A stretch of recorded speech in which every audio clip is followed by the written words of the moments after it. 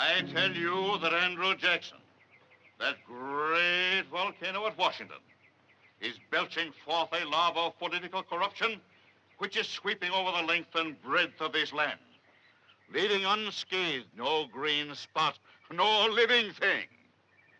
Sangamon County, take warning.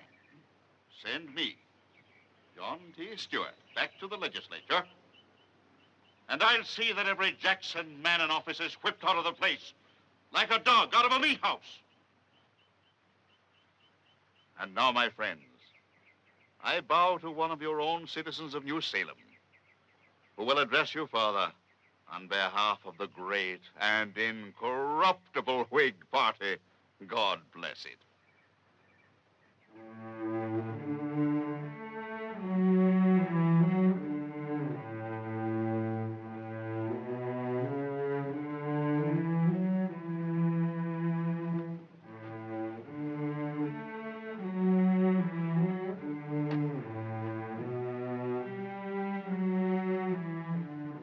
Gentlemen and fellow citizens,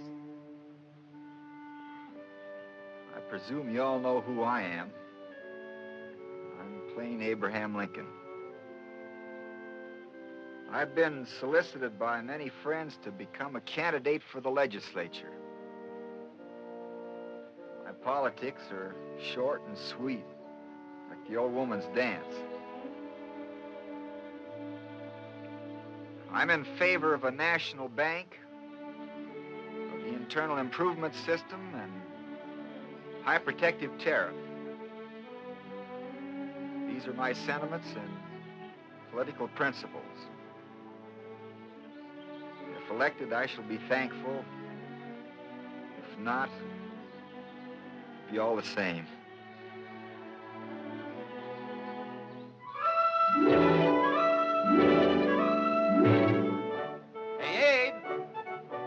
Somebody wants to do business with you.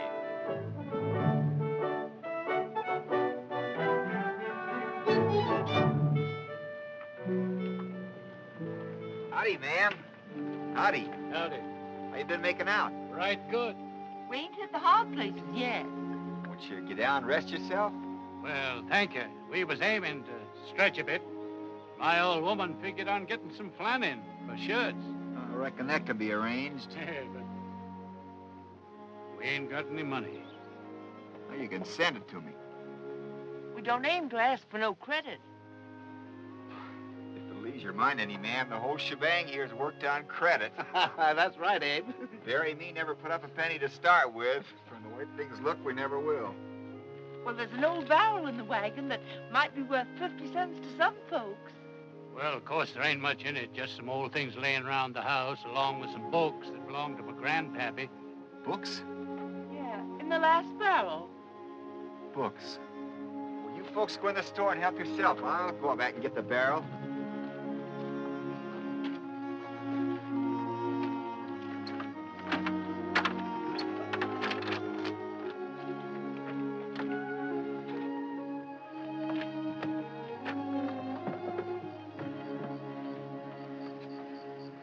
Blackstone's Commentaries. That's law.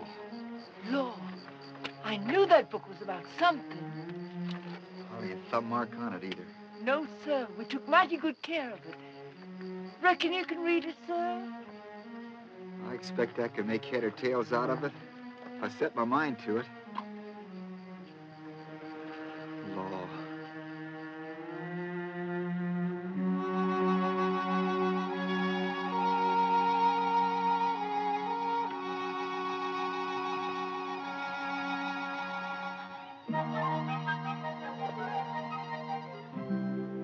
Law.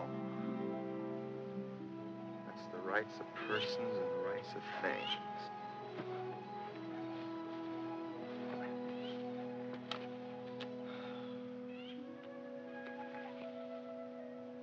The rights of life, reputation, and liberty.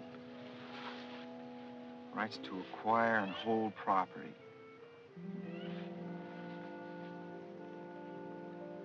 Wrongs are violations of those rights. By jing, that's all there is to it. Right and wrong. Maybe I ought to begin to take this up serious. Hello, Mr. Lincoln. Abe. Hello, Ann. Just give me a minute to try and untangle myself. Aren't you afraid you'll put your eyes out, reading like that upside down? Trouble is, Ann, when I'm standing up, my mind's lying down. When I'm lying down, my mind's standing up. Of course, allowing I got a mind. You've a wonderful mind, Abe, and you know it. River's sure pretty today, ain't it? You think a lot about things, don't you? Well, my brain gets to itching inside sometimes. I gotta scratch it. Father says you've a real head on your shoulders, and a way with people, too. He says it's not all just making them laugh. They remember what you say because it's got sense to it. Mr. Rutledge is a mighty fine man, Ann, but if you ask me, I'm more like the old horse the fella's trying to sell. Sound of skin and skeleton and free from faults and faculties. I know how smart you are. How ambitious you are, too. Ambitious? You are deep down underneath, even if you won't admit it. You gotta have education these days to get anywhere. I never went to school as much as a year in my whole life. Oh, but you've educated yourself. You've read poetry and Shakespeare and now law. I just had my heart set on your going over to Jacksonville to college when I go to the seminary there. And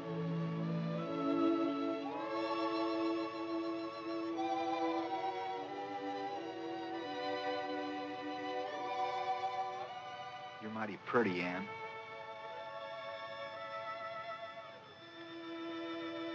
some folks I know don't like red hair.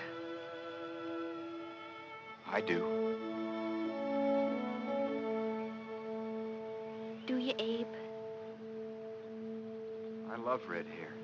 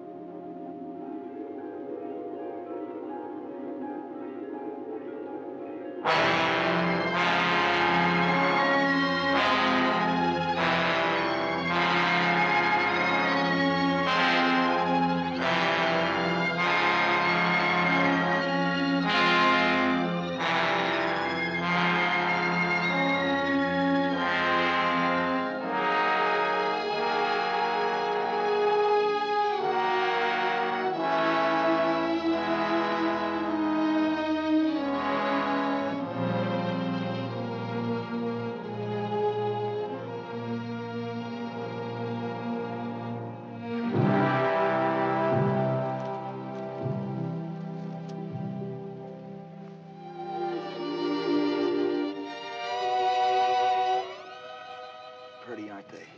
I got them at Bowling Green's place. You never saw anything like them in your life, sitting there in the snow like scared rabbits. Bet the woods are full of them, too. The snow's nice, ain't it, the way it's drifting? Ice is breaking up. It's coming into spring.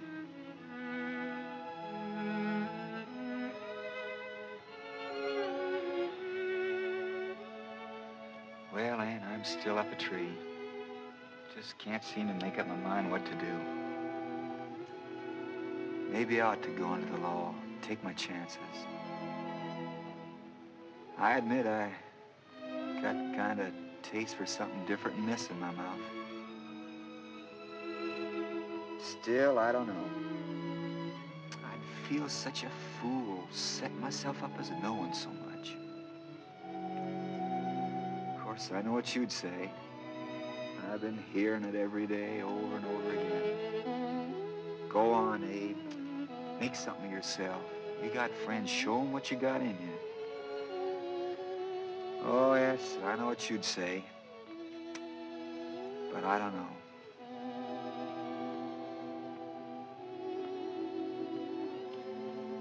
And I'll tell you what I'll do. I'll let the stick decide. If it falls back toward me, then I stay here as I always have. If it falls forward toward you, then it's the law. Here goes, Ann.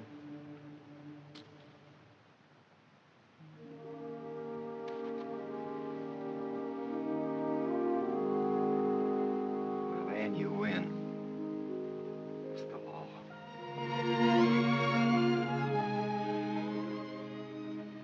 Wonder if I could have tipped it your way just a little.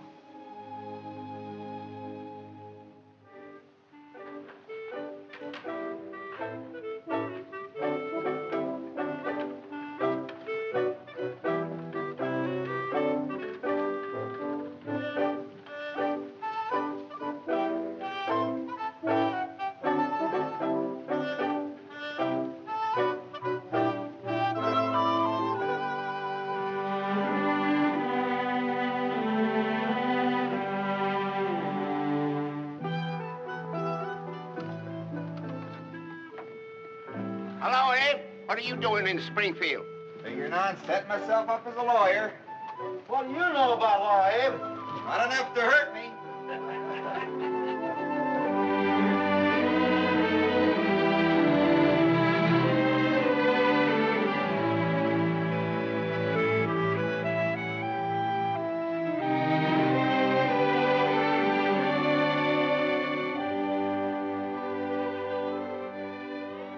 You did, didn't you? You did. That's a lie. I can prove it. I tell you, I can prove it. Go ahead and prove it. I got the law on my side. I'll show you. Oh, You darn thief. Gentlemen, just hold your horses and sit down.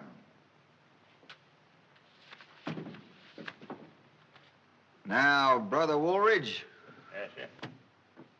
Brother Hawthorne here says you agreed to furnish him 2 yokes of oxen to break up 20 acres of prairie side ground. He did such. And that you were to line to raise a crop of corn on another piece of land. That's right. But he never done one thing he promised. Not one. He claims further that when he talked to you about these promises, you did strike, beat, and knock him down. Pluck, pull, and tear large quantities of hair from his head.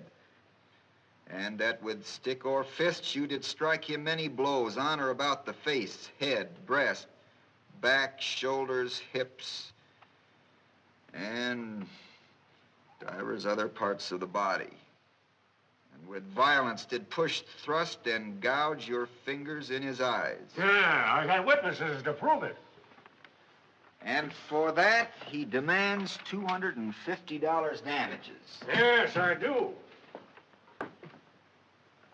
Well, Brother Woolridge, what you got to say to that? You forgot to put in there about me whopping him with a neck yoke. Now, it says here, Brother Hawthorne, that you owe Brother Woolridge $55.47 board at the rate of $1.50 a week. And you owe him $90 for use of a team and wagon for 8 months, besides $100 cash on a loan. Yeah. No, I never said I didn't.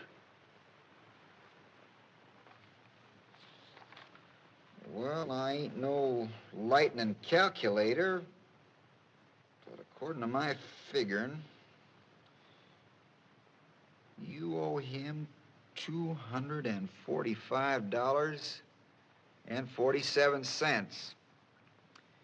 You're asking $250 damages. Now, my idea is to split the difference of $4.53 which by a strange coincidence happens to be exactly the amount of my legal fee. And the whole thing's settled. Well, what do you say? Won't do it. Me either. I'll go to law first. Gentlemen, did you ever hear about the time in the Black Hawk War when I butted two fellas' heads together and busted both of them? Well, I'm willing if he is. Ain't fair, but I'll do it just to be shut of him. Thanks, gentlemen. Well, that's going to save us all a heap of legal trouble and headaches. Well, if you just give me my and Stuart's share, I'll mosey along over and see the parade. It's going to be a heap of yelling and carrying on. It's going to be quite a pleasure to listen to. After this, yes, sirree, Bob.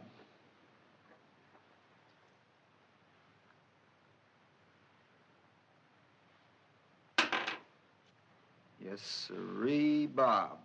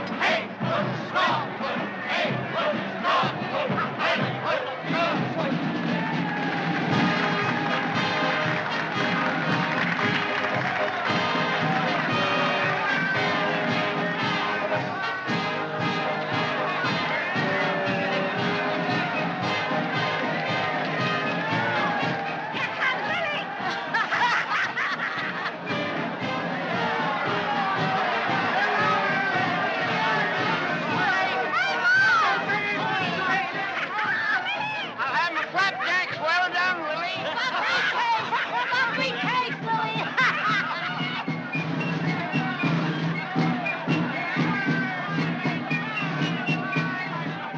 1776. Yep, them's the veterans of the Revolution.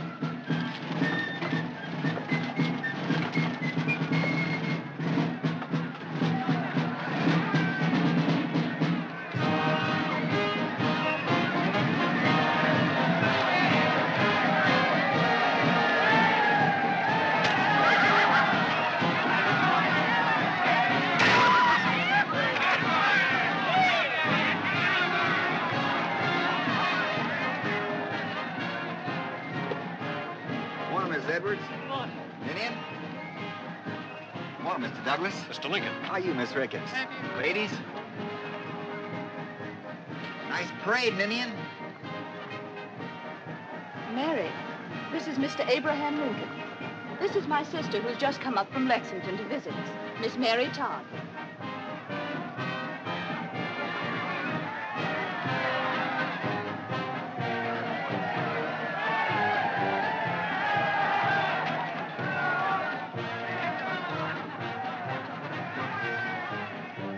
Mr. Lincoln, I've been hearing some mighty fine things about you. I mustn't believe everything Douglas here says about me. We kind of straddle different political fences. Oh, but I haven't been discussing you with any other gentlemen. My sister's told me about you. You're in the legislature, aren't you? If you put that in the past tense, I'll plead guilty. I was in the legislature. Mr. Lincoln's practicing law with John Stewart, my opponent for Congress. It's a mighty flattering way he puts it, man. When what I'm really doing is wearing a hole in Stewart's best rocking chair.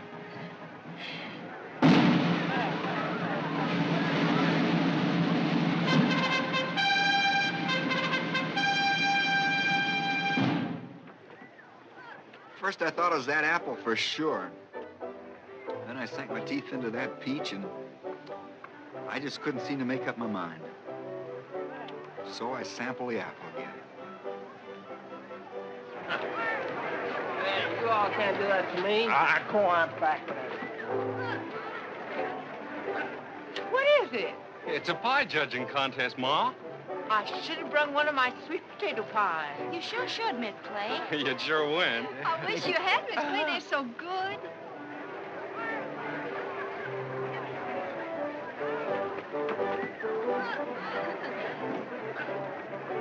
Look, he's sure hungry. Yes, he is.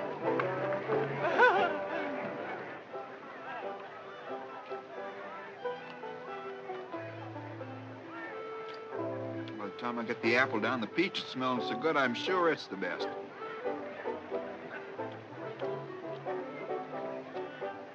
So it goes. First one, then the other.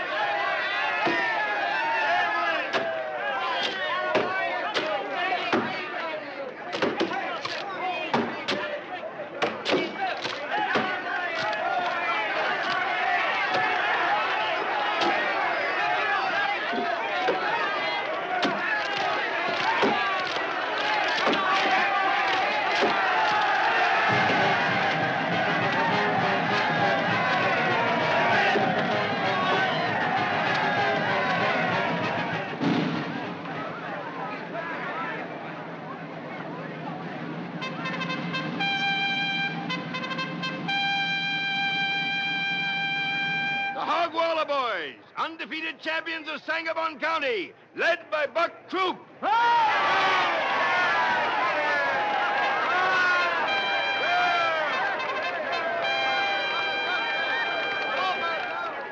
Speed Counter Demons, led by Eve Tyler.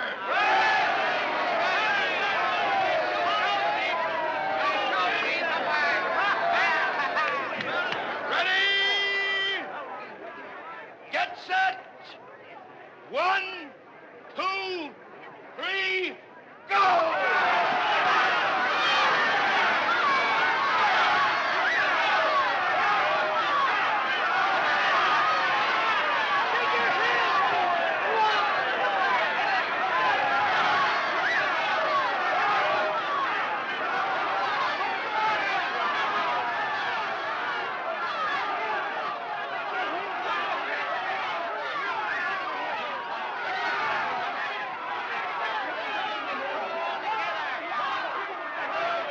Leave my wife alone.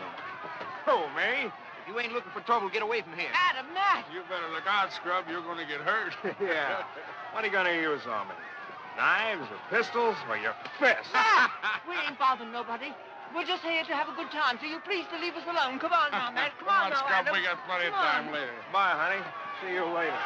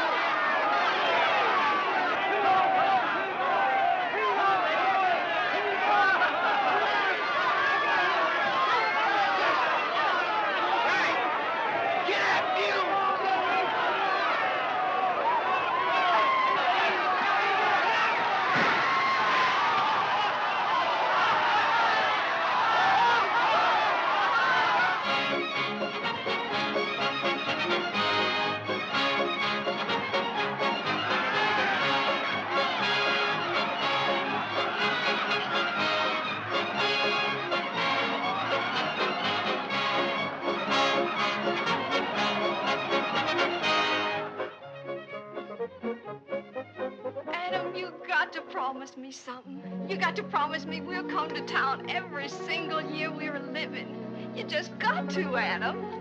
You just say that now. You wait till we're married and have babies to tend to. That'll be different. No, it won't neither. Matt and Sarah have a baby and they came. Yeah, but maybe we'll have lots of babies. Maybe we'll have twins. Or something. I don't care. I don't care if we have 50 babies. Oh, Adam, you got to promise me. All right, Carrie Sue, I promise. Adam, I wished we was married right now. Like Sarah and Matt.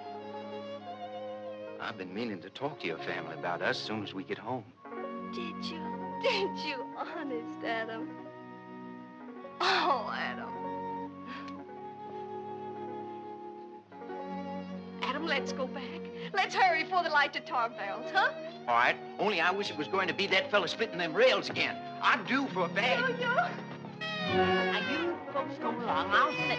Oh, you go, Ma. It's my place to stay. You go. Come on, let's go back over yonder. Let me get my coat. Hey, man, how about a nip before we go? Go along, the four of you. Miss Clay, I wish you was very honest. I do. I've seen so much now, I'm fit to pop. Now be careful and don't get in any trouble like I told you.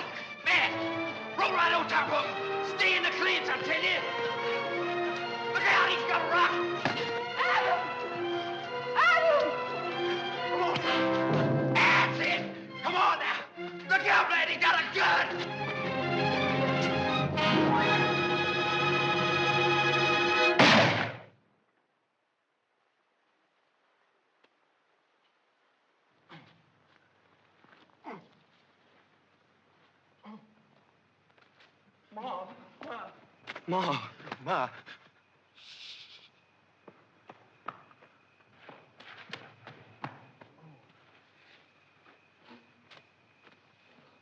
Cat.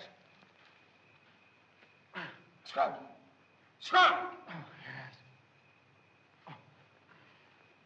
yes.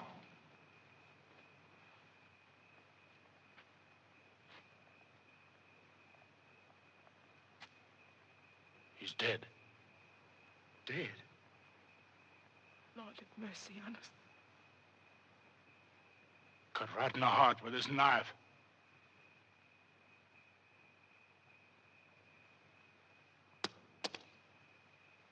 Get the sheriff. Ma. Get the sheriff.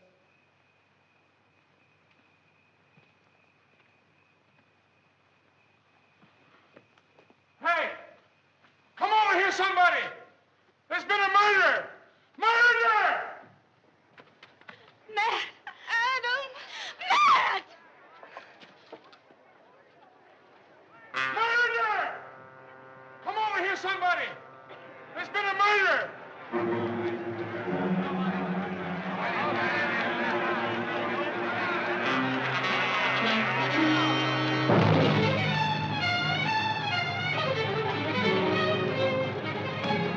Look! He's cut right through the heart. Tell him about it. Sheriff, it's Stubb White. He's dead. Stubb White. Somebody killed him. Yeah. How did it happen? It was them two fellas over there. They was fighting with Scrub. And they cut him. It was the knife they done it with. Do something, sir?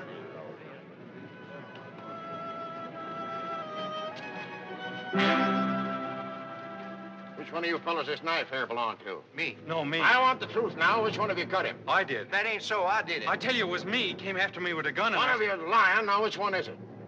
Which one is it? Anybody see it? I reckon I did. Who are you? their mother. Well, which one was it?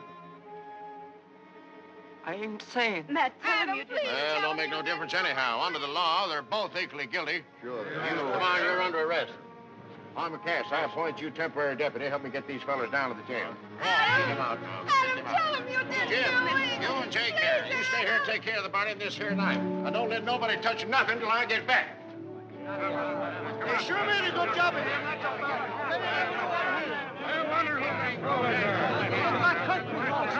This way I never saw him around here. I like Scrub. He was mean, but I liked him. Mean or not, folks ain't got no business coming to our town.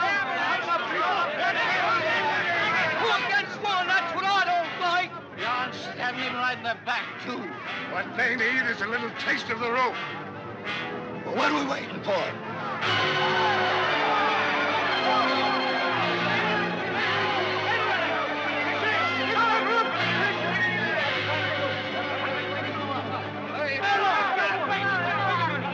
Miss Clay, stop him. They're gonna lynch him, Abe. They're gonna lynch him.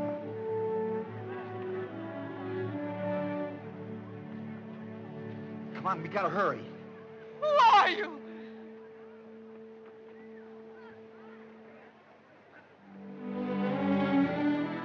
I'm your lawyer, man.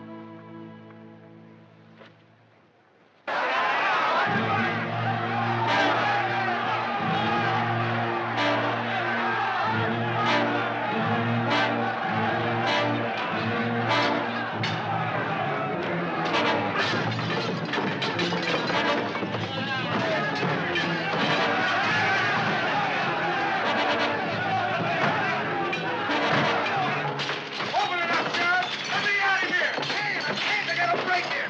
Don't be a fool! They'll get out soon! Can't help it! They got a bus!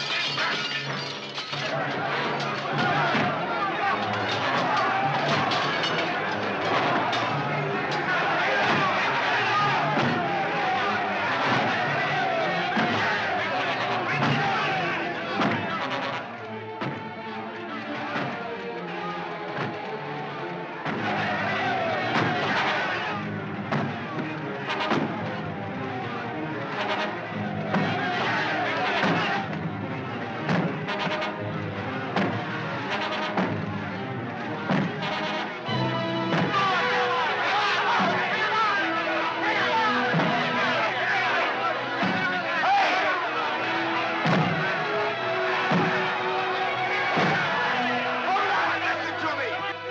Get out of there, Lincoln. Hold and listen to me.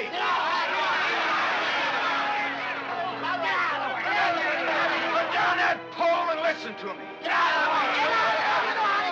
By jing, I said listen to me. By jing, you will. Now, gentlemen, I'm not up here to make any speeches. All I got to say is I can lick any man here, hands down. Come on, man! Come on! They're gonna let that man stand their way! Hold on, Buck. I thought I'd find that big mouth of yours around here telling people what to do. I'm Big Buck, all right. I'm the biggest buck in this lick. Well, come on up and whet your horns. What's Come on.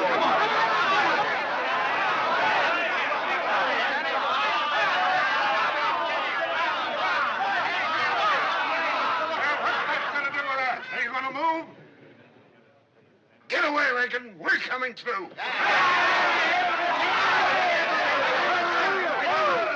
All joking aside, let's look at this matter from my side. Well, you all know I'm just a fresh lawyer trying to get ahead. But some of you boys act like you want to do me out of my first clients. I'm not saying you fellas are not right. Maybe these boys do deserve to hang. But with me handling their case, don't look like you'll have much to worry about on that score. All I'm asking is to have it done with some legal pomp and show.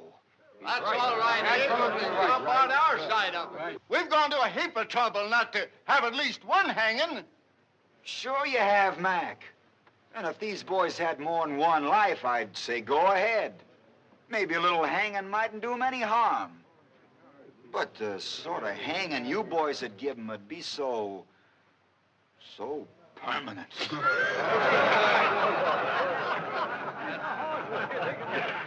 Trouble is, when men start taking the law into their own hands, they're just zapped in all the confusion and fun to start hanging somebody who's not a murderer, somebody who is. And the next thing you know, they're hanging one another just for fun. Till it gets to a place a man can't pass a tree or look at a rope without feeling uneasy. We seem to lose our heads in times like this. We do things together that we'd be mighty ashamed to do by ourselves. For instance, you take Jeremiah Carter yonder. There's not a finer, more decent, God-fearing man in Springfield than Jeremiah Carter. And I wouldn't be surprised if when he goes home, he takes down a certain book and looks into it. Maybe you just happen to hit on these words. Blessed are the merciful, for they shall obtain mercy. Why don't you put it down for a spell, boys? Ain't it getting heavy?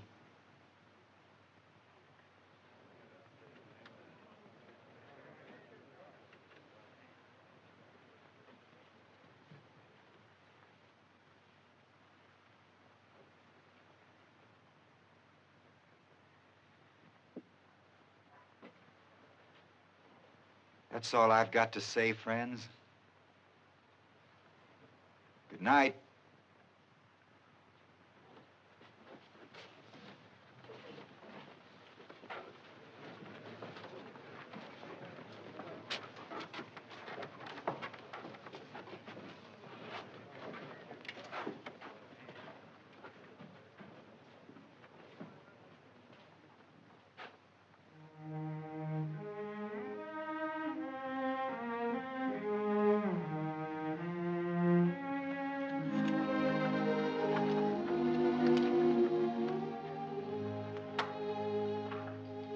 Nice pair of mules you got here, man. Well gentle. You won't let nothing happen to Adam and Matt. Don't you worry about a thing. I'll keep my eye on them, all right? Matt, he don't eat much at all, but Adam's just a boy. He's sure to get hungry. Well, they'll get plenty with a sheriff's wife in the kitchen. I ain't one to talk much, but after what you've done for us, No. Save your thanks.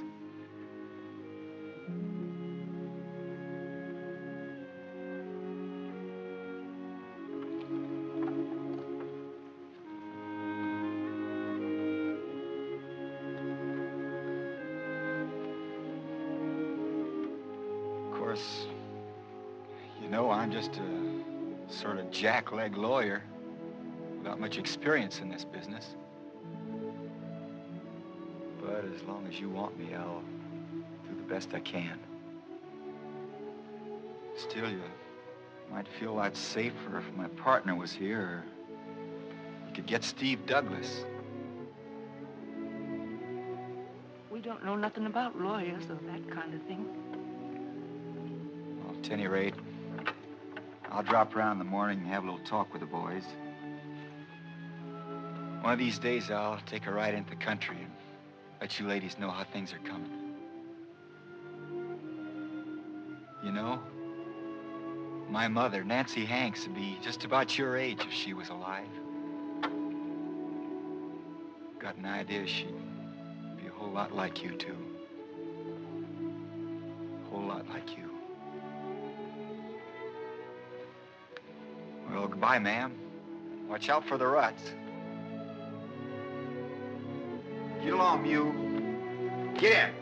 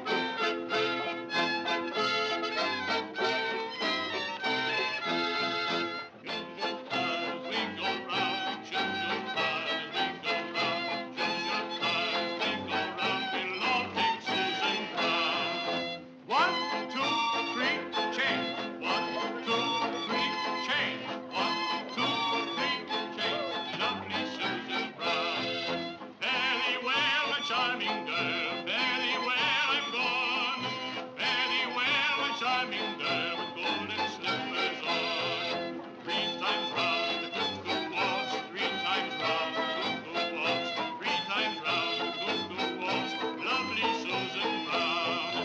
Very well, my charming girl, very well and gone.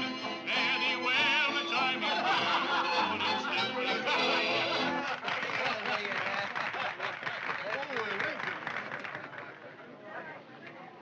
On my word, ma'am, in all my experience, I've never danced with a more graceful and charming partner. Thank you so much. I'm awfully glad you don't share Mr. Lincoln's aversion to feminine society. Well, Mr. Lincoln's a great storyteller. Like all such actors, he revels in boisterous applause. And yet Ninian says it was his wit that saved those 2 wretched boys. Oh, yes, unquestionably, he has ability in handling an unthinking mob. Not even his enemies deny he has a certain political talent. Mr. Lincoln, are you by any chance a member of the well-known Lincoln family of Massachusetts? Not by any chance I know of, sir. A very fine family, sir. Very fine. Then I'd say the evidence is all against us belonging to it. And Lincoln I ever knew might to hell of beans.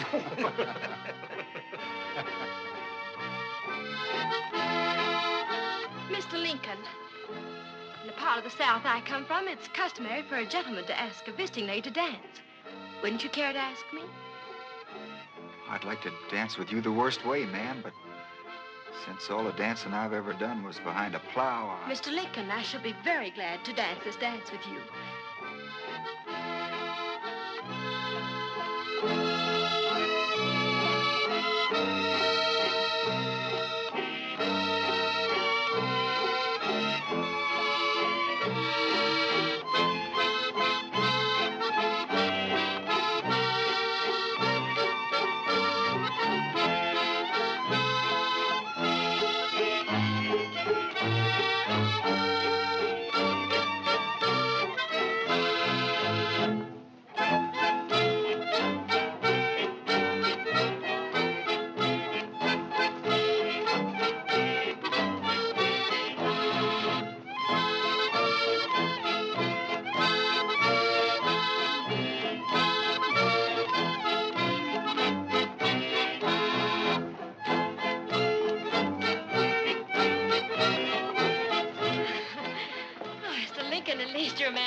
You said you wanted to dance with me the worst way, and I must say you've kept your word. This is the worst way I've ever seen. I warned you, ma'am. Should we go outside and talk instead of dancing, Mr. Lincoln? I'd be delighted, ma'am.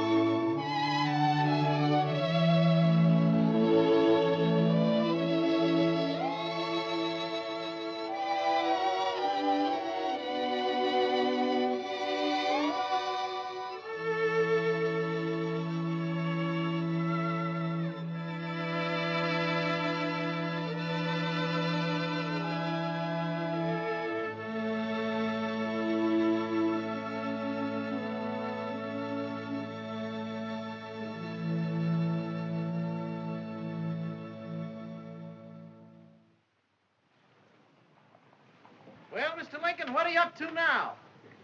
Got the smell of the country in my nose, just riding out. If a client comes by, Abe, where'll we tell him you're at? In my office, of course. Where is your office, Abe? In my hat.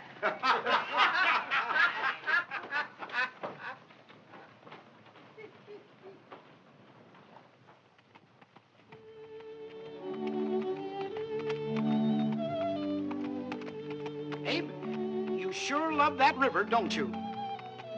It's a mighty pretty river, Eve. Never saw a man like you look at a river like you do. Folks would think it was a pretty woman or something, the way you carry on.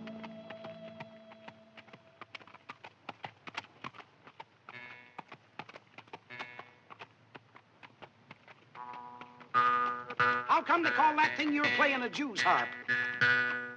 Comes down from David's harp in the Bible. I don't want to say nothing against the Bible, but those people back there sure had funny taste in music.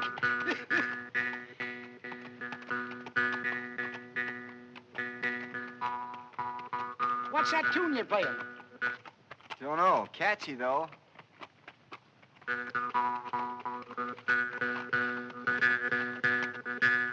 Makes you want to march or something.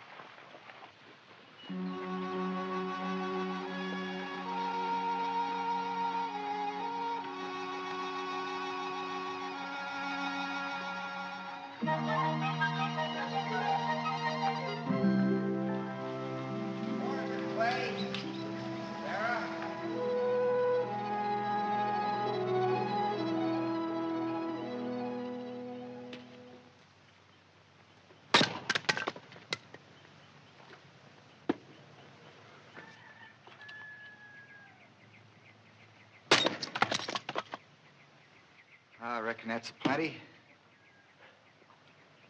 People used to say I could sink an axe deeper than anybody they ever saw.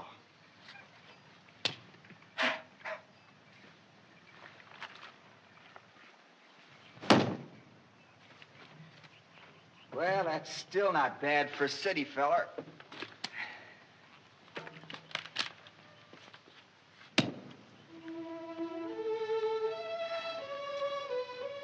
This house certainly takes me back to the time when I was just a little old shirt-tail boy in Kentucky.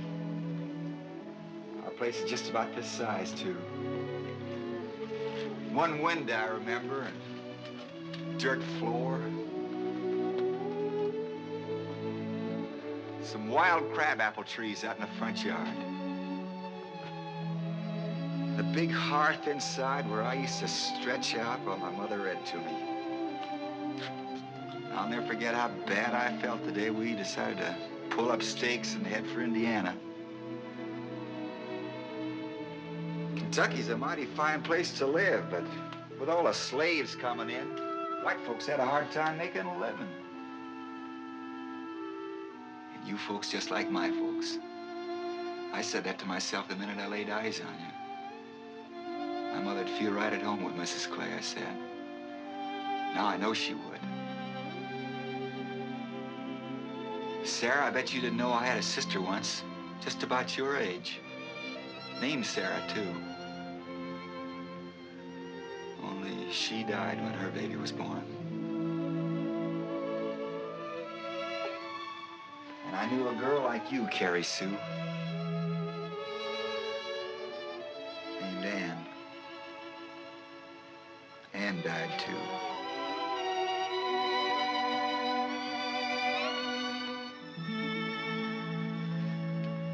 Well, finished reading your letters yet? I read mine by myself, too. I never learned to read yet. I thought maybe you'd read it to me. Why, certainly. I'll be glad to.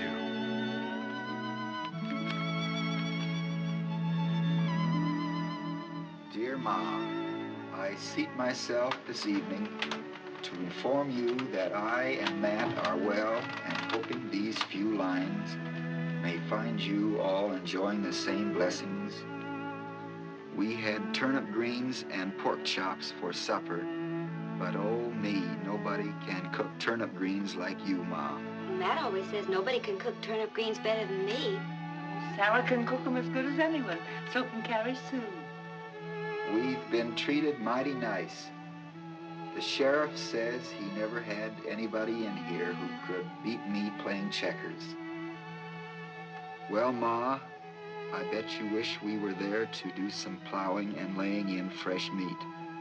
Oh, me, wouldn't a squirrel stew taste good? Yeah. Them boys were great ones for hunting. A preacher comes in regular and reads us the Bible. I'm fixing to learn me a whole psalm if I don't get hung first. Well, my pen is bad, my ink is pale, my love for you will never fail. Adam.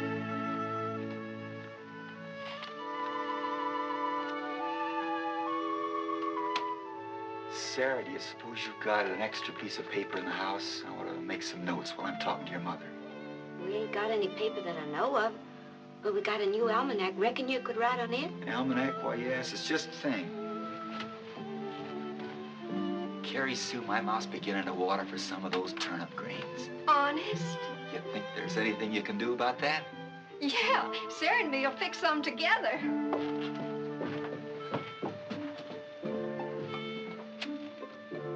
Thanks, Sarah.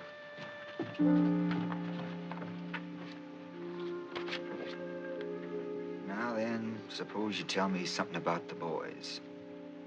Well, there ain't very much to tell. Your husband, he died? Yeah, the summer after we got here. We just finished building the house. It's a fine house, all right. Not a nail in it. No, he was mighty good with his hands.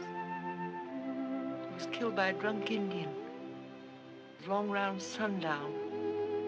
I was just coming back from milking. Adam was clearing out the timber, and Matt was down with a fever. That Adam, I bet he knew what to do with an axe. Yeah, he takes after his father. Matt was always the puny one. Well, once when he was a baby, I held him for 2 days while he was burning up with lung sickness.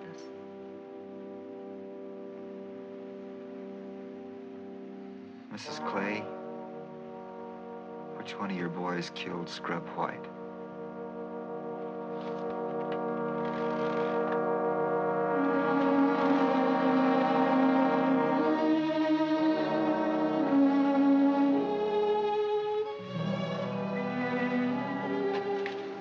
I can't tell you. I just can't. But I'm your lawyer. You can trust me. I don't want to scare you, but we've got an awful fight on our hands. I gotta know what I'm doing. I can't. Be just like choosing between them. What do you suppose made them both say they'd done it? Matt did because he's older. And Adam said so because Matt has a wife and baby. There are a lot of people who'd like to see those boys hang.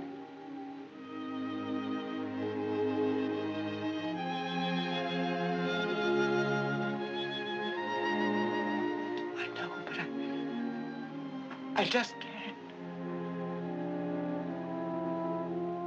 I got a pack of witnesses. A lot of mighty fine lawyers on the other side. It ain't no use. I can't.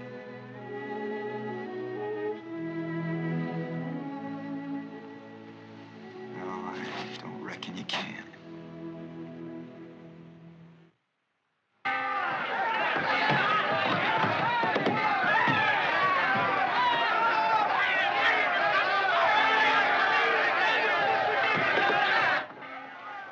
Better take him in the back door, Sheriff.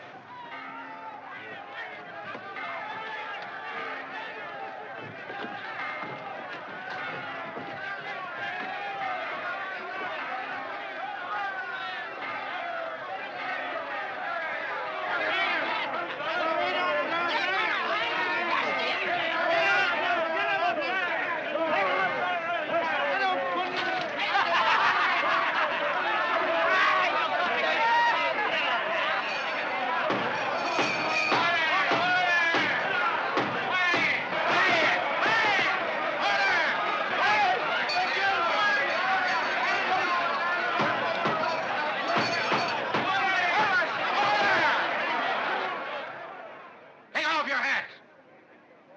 Put them jugs away. Huh. Mighty big crowd here today. All right, Mr. Clerk. We're ready. Oh, yes, oh, yes, oh, yes. The Honorable Honorable Court of the 8th Judicial Circuit of the State of Illinois is now in session. Judge Herbert A. Bell presiding. Is the state ready, Mr. Felder? May it please the court, the state of Illinois is ready and waiting, sir. Then go ahead, gentlemen, and pick yourselves a jury.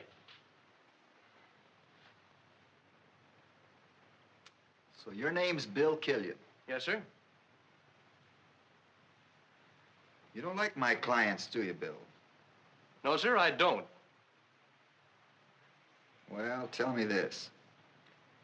You any kin to old Jake Killian you slipped down New Salem? Why, yes, sir. I'm his son.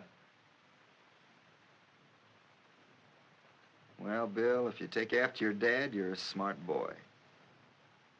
And an honest one, too. Reckon he's all right with us, Your Honor.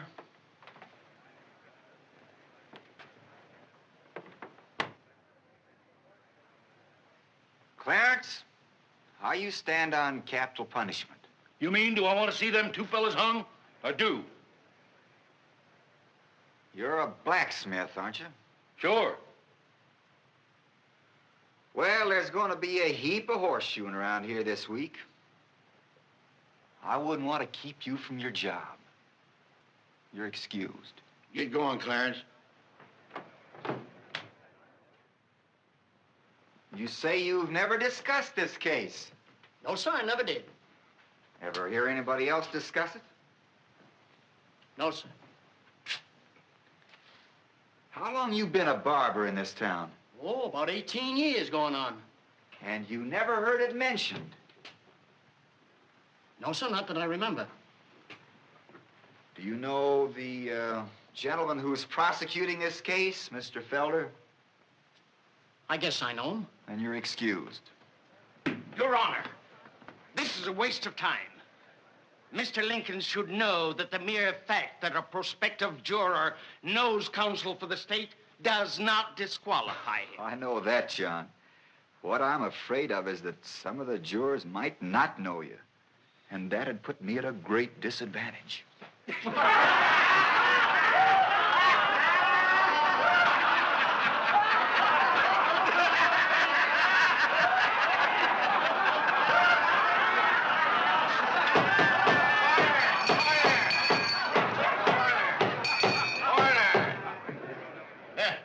Hip you then, John. Sam Boone. Sam Boone.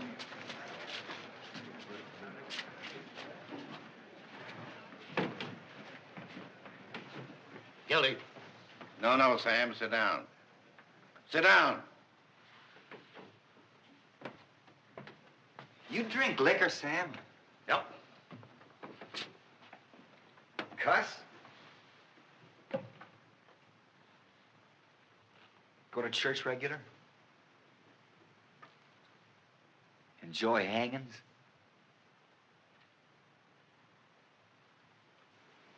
Got a job? Just like the loaf, huh? You ever tell a lie?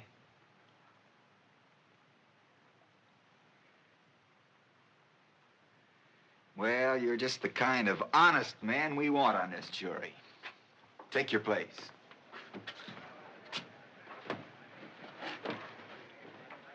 All right, Mr. Prosecutor, your move.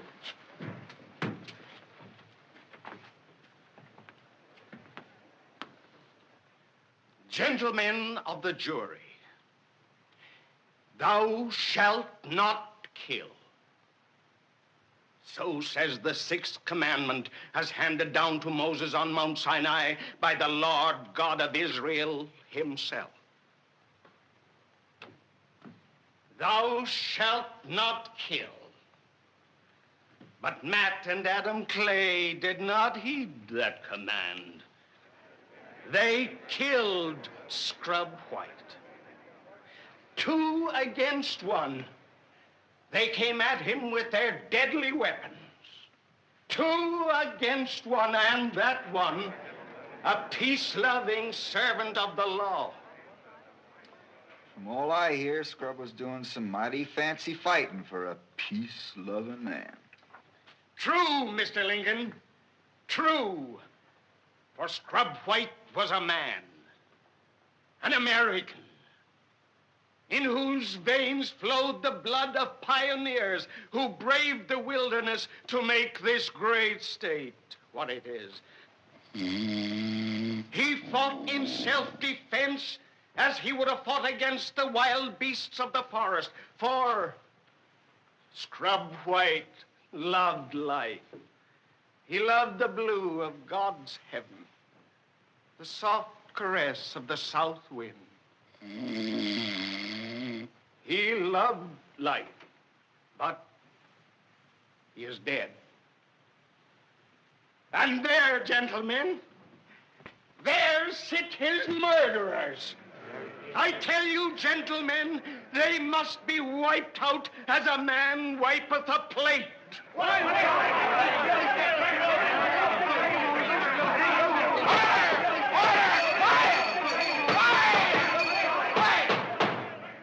Come, man. You got to give the boys a fair trial. A jury trial. Before you hang them. Get going, John. John, it's a pure shame you aren't running for Congress or something. Or are you running for Congress or something? No, Mr. Lincoln. I'm here for the sole purpose of seeing justice done. Justice! My error. Sure a spellbinder from way back. As attorney for the state of Illinois, gentlemen, I shall prove that by their own confessions, the defendants did stab unto death the deceased. I shall prove that they were under the influence of an alcoholic beverage at the time.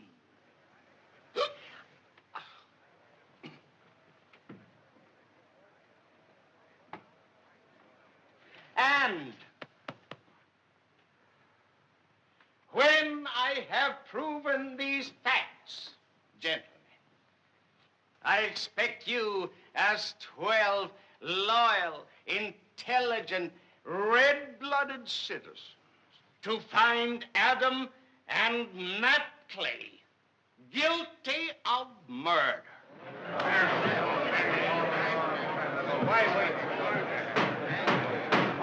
Quiet!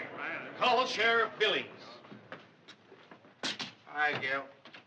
You solemnly swear to tell the truth, the whole I truth, nothing do. but the truth, self God. Sheriff, have you ever seen this knife before? Yes, sir. That's the knife they killed Scrub White with. Did you see him do it with a knife? No, but I just wanted to get you back in your groove. Go ahead. Your Honor, I must insist, if the learned counsel for the defense wishes to object, let him address the court, not my witness. You heard that, Abe. One thing more, Sheriff. Did you visit the wagon owned by the defendants? Yes, sir. Yes? And what did you find there? Jug of liquor, about 3/4 full. Did the boys deny they'd been drinking on the night of the crime? No, sir. They said they'd had a snort or two, as usual. As usual. Yes, sir. That's what they said, as usual. Thank you, Sheriff. Your witness? Where's the jug now? In my jail? Empty? Oh, there's some left. How much? About 1/4 full. Who drank it? Well, Never mind. That'll be our little secret. Tell me this. Did Scrub White have a pistol? he was a deputy. He had to have one. Do you know if he tried to use it on the defendants? No, sir. You don't know he didn't? No, sir. Sheriff, did you ever hear about the fix the man was in when he was coming down the road with a pitchfork on his shoulder and the farmer's dog ran out and bit him on the leg? No, sir. That must have been out in my district. Well, then you probably don't recall that in defending himself, He stuck one of the prongs of the pitchfork into the dog and killed him. Farmer got pretty mad. "What made you kill my dog?" he said. Well, the fella said, "What made your dog bite me?" Well, the farmer says, why didn't you go after him with the other end?" To which the man replied, "Well, why didn't your dog come at me with the other end?" Pretty good, Gil.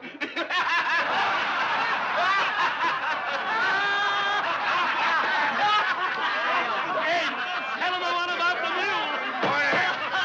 Order! Get going, Lincoln.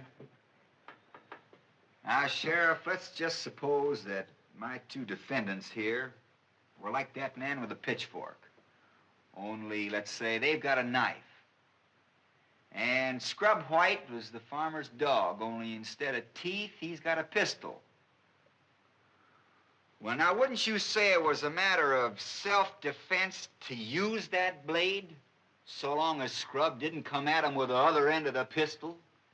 Your Honor, I object and move that these remarks be stricken from the record. Counsel is presenting an argument. The counsel's remarks will be stricken from the record. The jury will disregard them. Now, you jurors, watch out. Don't remember about that dog. That's all. Just a moment. You don't, of your own knowledge, know that Scrub White came at them with the shooting end of the pistol, do you? No, sir. Therefore, That's the end the bullets usually come from, isn't it? Yes, sir. but you didn't see a shot fired, did you? No, sir. There. You heard it. I heard something sounded like a shot. What do you figure you're best at, seeing or hearing? Well, both. That's what I figured. Step down. If you call Palmer Cass. Palmer Cass, take the stand.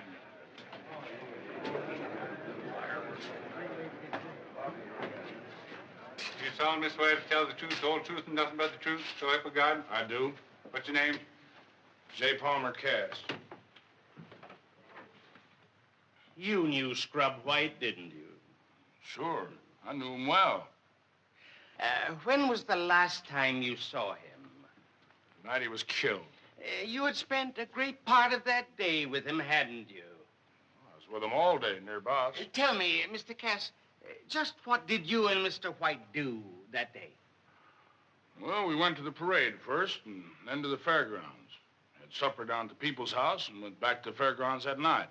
I see. Yes. And do you recall where and under what circumstances you first saw the defendants? We went on down to the tug-of-war, and there they were. First thing I knew, they was both cussing Scrub out and wanting to fight him. Why, tain't so. It's a lie, sure enough. What did Mr. White do then?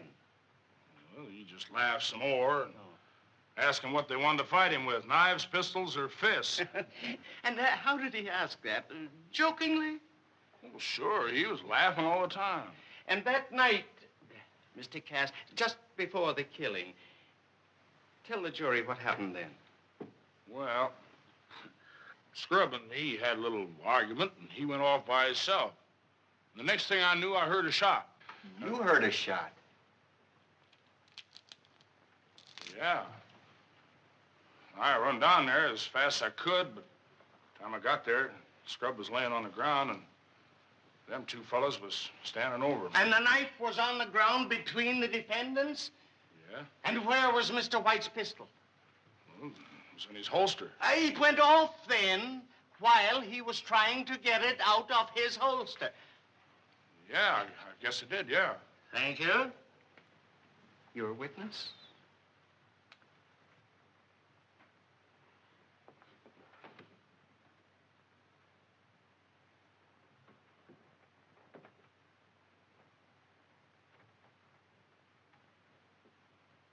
You say your name's J. Palmer Cass. Yeah? What's the J stand for? John. Anybody ever call you Jack? Yeah. Why J. Palmer Cass? Why not John P. Cass? I don't Anything know. the matter with John P.? No, No, but... Has J. Palmer Cass anything to conceal? No. Then what do you part your name in the middle for? Well, I got a right to call myself anything I please, as long as it's my own name. Well, if it's all the same to you, I'll just call you Jack Cass.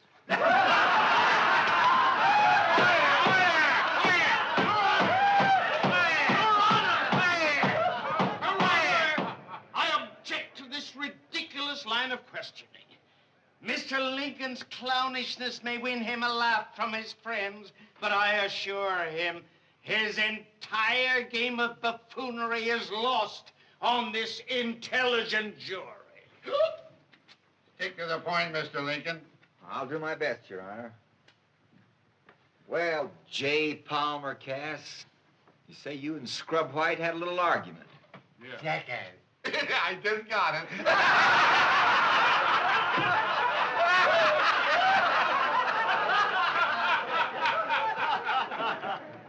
What kind of an argument? I'd rather not say. Oh, you'd rather not say. Well, Jack, suppose I told you I'd rather you did say. All right. You want to know, so I'll tell you. We was arguing about politics. Well, that's something new to argue about. I found out a lot different since. But I said I figured you had more sense in politics than Steve Douglas. And Scrub got mad as a wet hen and said you didn't.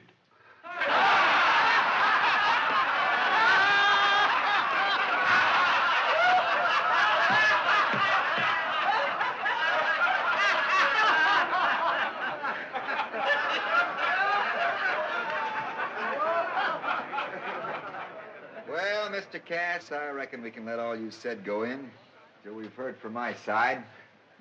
Step down.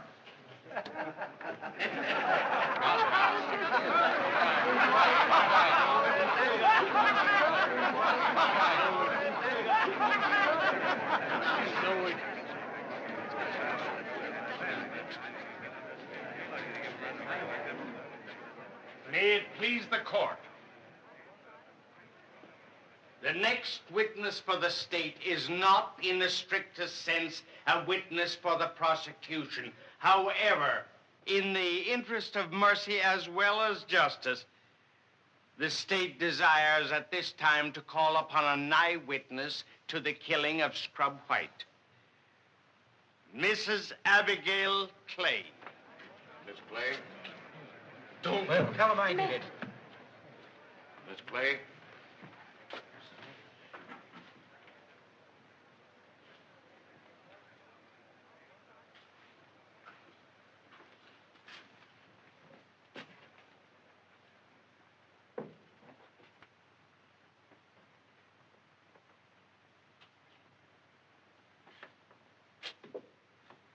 You solemnly swear to tell the truth, the whole truth, and nothing but the truth, shall be God. Bible. Say I do. I do. Take a stand.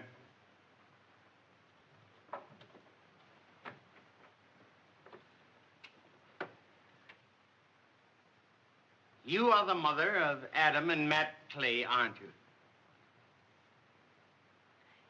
You love your boys, don't you? And you would like to save their lives if you could. I'm sure you would, Mrs. Clay. You were present the night Scrub White was killed, weren't you? I saw them fight. No, don't be afraid of me, Mrs. Clay.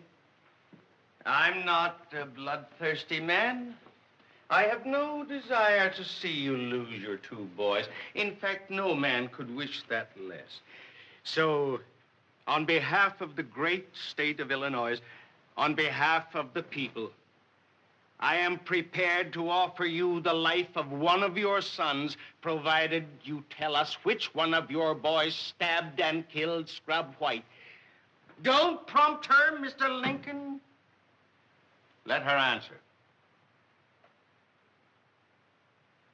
I can't. Mrs. Clay, you believe in God? You believe that if you take a sacred oath in the sight of God and on his holy Bible, that you are bound to speak the truth? can't. I just can't. Mrs. Clay, do you appreciate the grave situation your two boys are in? Don't you know that under the law they are equally guilty of murder? That under the law they may both be hanged for it? But I can't tell you. And you can't make me. Don't you understand? I am offering you the life of one son. Take it and tell us which boy killed Scrub White. No! No! Don't you know this court can make you answer my question? Don't you know that you can be sent to jail yourself? That shielding a criminal makes you an accessory to that crime? That by your mistaken affection, you are deliberately sending both boys to the gallows? Don't you know? Enough of that. Your Honor, I protest against the prosecution's attempt to force this woman to decide which of her two sons shall live and which shall die. In her eyes, these boys hold an equal place. Perhaps if my learned friend knew more of the law. I may not know so much of law, Mr. Felder, but I know what's right and what's wrong. And I know what you're asking is wrong.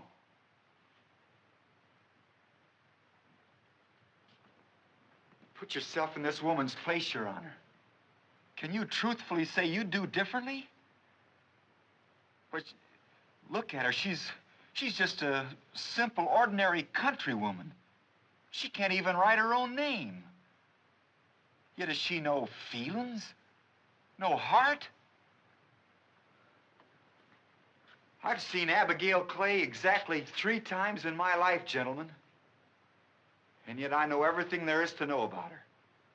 I know her because I've seen hundreds of women just like her, working in the fields, kitchens, hovering over some sick and helpless child. Women who say little but do much, who ask for nothing and give all. And I tell you that such a woman will never answer the question that's been put to her here. Never. I'd rather, Mrs. Clay, see you lose both your boys than to see you break your heart trying to save one at the expense of the other. So don't tell them. May it please the court. To save the jury any more of these harrowing outbursts, the state will withdraw the question and excuse the witness.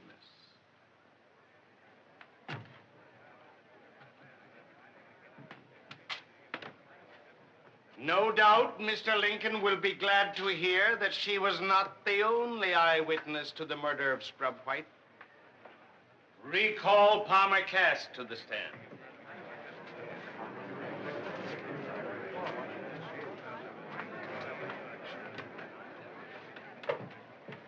Mr. Cass, where were you when Scrub White was killed? It was about 100 yards away, I reckon. And you saw the killing with your own eyes? Yes, sir. I did.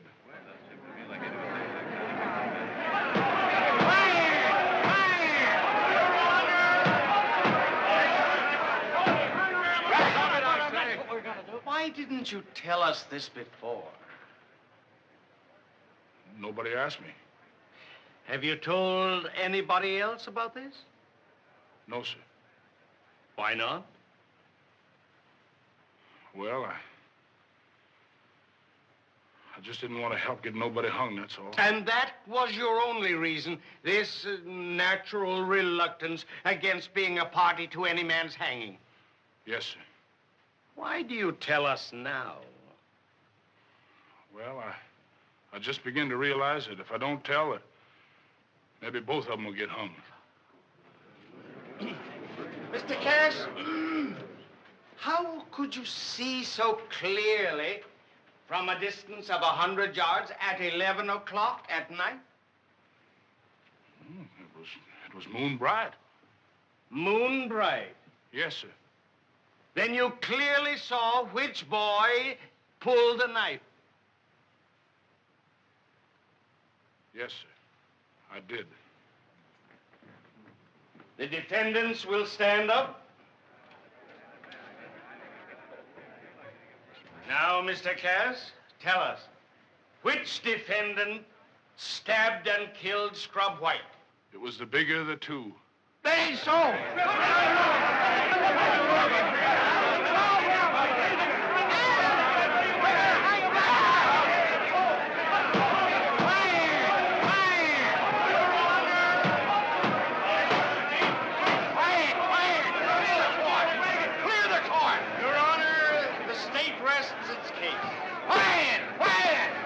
This court is adjourned tomorrow morning at 9 o'clock. Sheriff, take the prisoners away.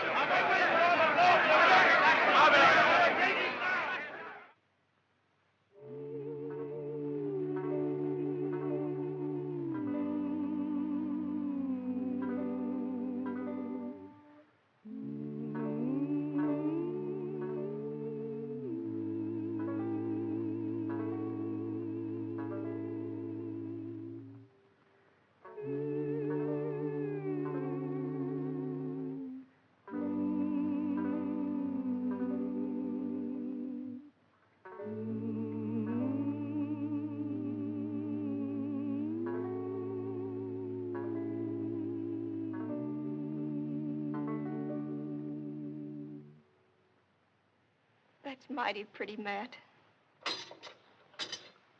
Sorry, folks, you'll have to leave now. We've all got a long, hard day ahead of us tomorrow.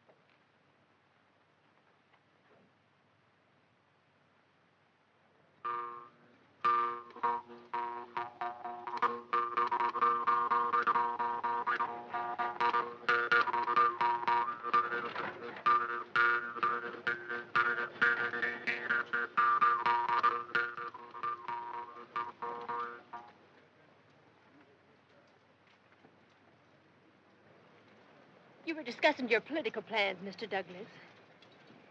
Please go on.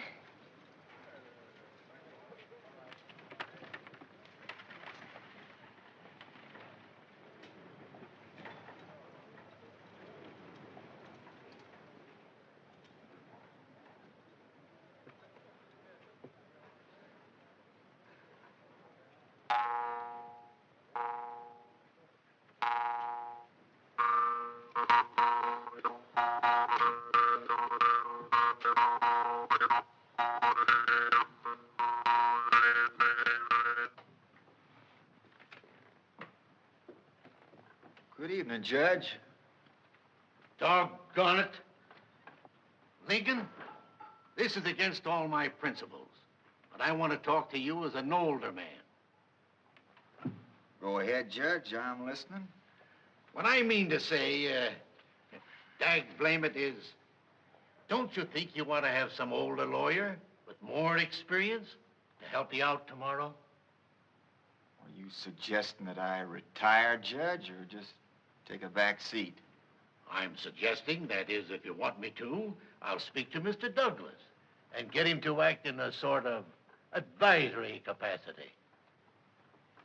I'm sorry, Judge, but I'm just not the sort of fellow can swap horses in the middle of a stream. Then at least change your plea. Accept sentence for your guilty client, and I'll guarantee the state will be lenient with the other. Well, that's a mighty tempting offer.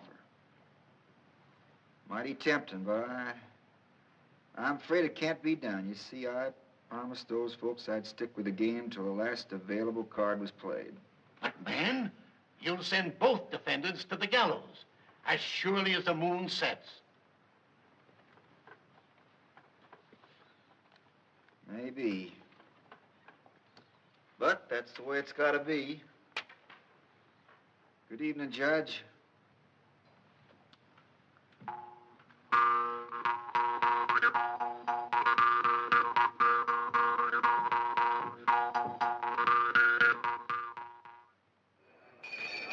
Order in the court!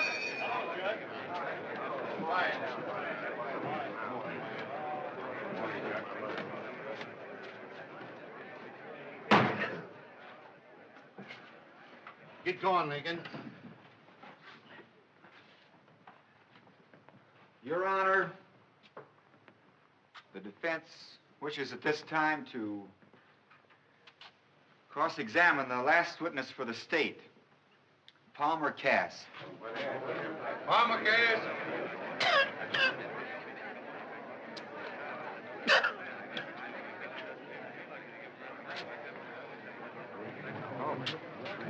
Going with him. What's he calling him back for?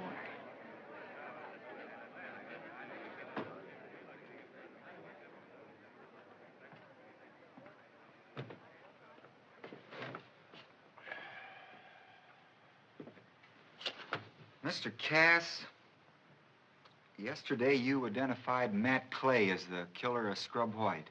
Yes, I did. You're sure of that? Sure, I'm sure. I just wanted to know. You say you were about 100 yards from the scene of the fight? Just about, yeah. Are you familiar with the land over there? Yes, sir. What's the nature of the layout? Well, it's a little clearing. Any trees? A few. Where are they? Well, they're between the clearing and the fairground. And you saw right through the trees? No, sir. I was already through the trees when I saw them fighting. Oh, I see.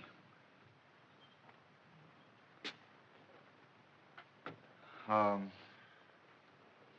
suppose the clearing was all lit up by lights from the tar barrels. No, sir. How'd you see so well? I told you it was moon bright, Mr. Lincoln. Moon bright? Yes, sir.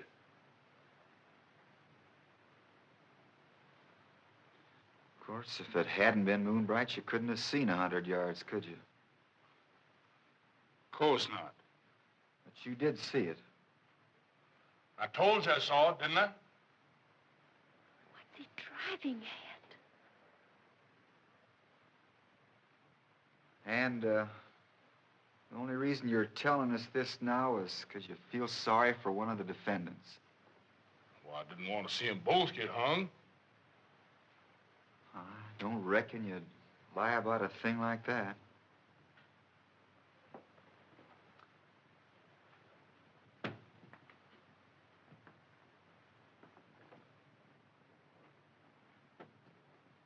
You can step down. No further questions, Your Honor.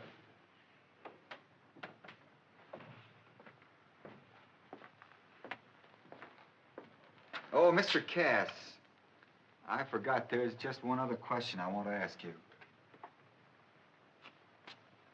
Cass, what'd you have against Scrub White? Well, nothing. What'd you kill him for, then? Well, I don't know what you're talking about, Lincoln. Yes, you do. Look at this. Go on, look at it. It's the Farmer's Almanac. Go ahead, look at it. Look at page 12. You see what it says about the moon? That the moon was only in its first quarter that night and set at 10:21, 40 minutes before the killing took place. So, you see, it couldn't have been moon bright, could it? You lied, didn't you, Cass? And you weren't trying to save these boys' necks, were you? You were trying to save your own, weren't you? Well, come on, weren't you? No. Well, then what'd you lie for? I didn't lie. Oh, yes, you did. It's as plain as a nose on your face, but why? Why did you lie about the moonlight? I don't know what you're talking about, Lincoln. I'll tell you what I'm talking about. You lied because you had a fight with Scrub White, but it wasn't about politics. You never mentioned politics. That was your first lie, wasn't it? It was politics, no, I tell you. you It were was. fighting about something else. Maybe it was money. No. Maybe you owed him money, or maybe he owed you some, No. or maybe he was getting a little graft here and there, and you wanted to get in on it. That ain't true. Maybe it was some girl. No, that ain't right. Well, what was it? It was one of those things. No. Something made you want to get rid of Scrub. Well, you're crazy. Scrub was my friend. Maybe. Just the same, you lied. Now, why? Come on, tell us. Why did you say you saw what happened when you didn't see? What? Well, I'll tell you what happened. You heard a row, and you saw the fight start, and you come running, and you saw that Scrub was still living. And right there on the ground, you saw the knife that Matt had dropped. And you bent over him, and you picked up the knife. And your body hid what you were doing. No. And you stabbed him. No, I didn't. You stabbed him in the back and killed him. And these two boys, Matt and Adam, they each knew that he didn't do it. Therefore, each thought the other did it. And their mother, she saw the knife in Matt's hand, but she couldn't say so without putting a rope around his neck. And you killed him. No. And you lied. And your lie tripped you up. No. That crude, cold-blooded lie that was going to cover up the crime that you committed. No. The lie you can't deny. Now, can you? Can you? Answer me. You did kill him, didn't you? Didn't you? I didn't mean to kill him. I was drunk. I was drinking all day. He was my friend. I didn't mean to kill him. Honestly, I didn't mean to kill him. I was drunk. No more questions, Your Honor. Your witness.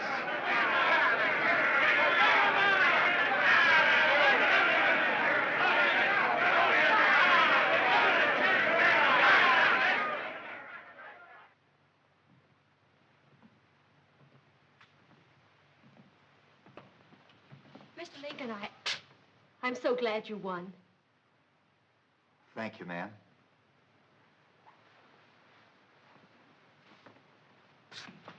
Mr. Lincoln, my congratulations. Thank you, Mr. Douglas. Yesterday, I made some remarks about you that I now publicly retract. Furthermore, I give you my sincere promise never to make the mistake of underrating you again. Well, Steve, I don't reckon either of us better underrate each other from here in. Good day. Hurry up, Abe. The crowd's waiting.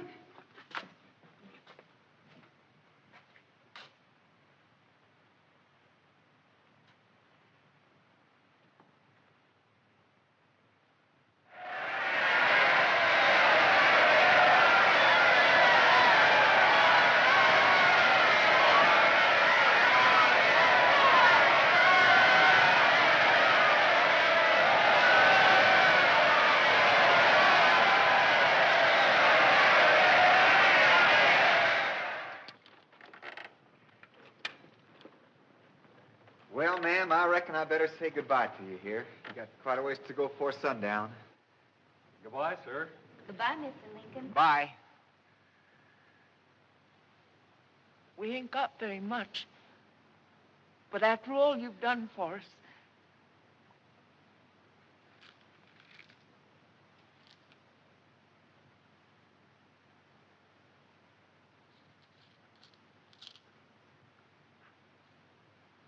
Thank you, ma'am. That's mighty generous of you.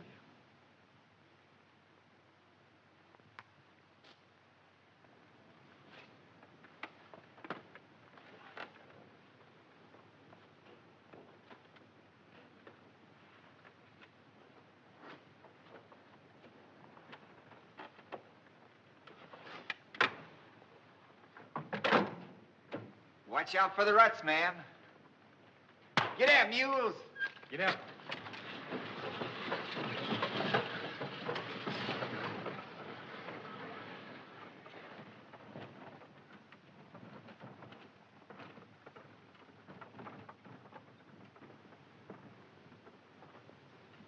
I reckon I'd just about die if I didn't kiss you, Mr. Lincoln.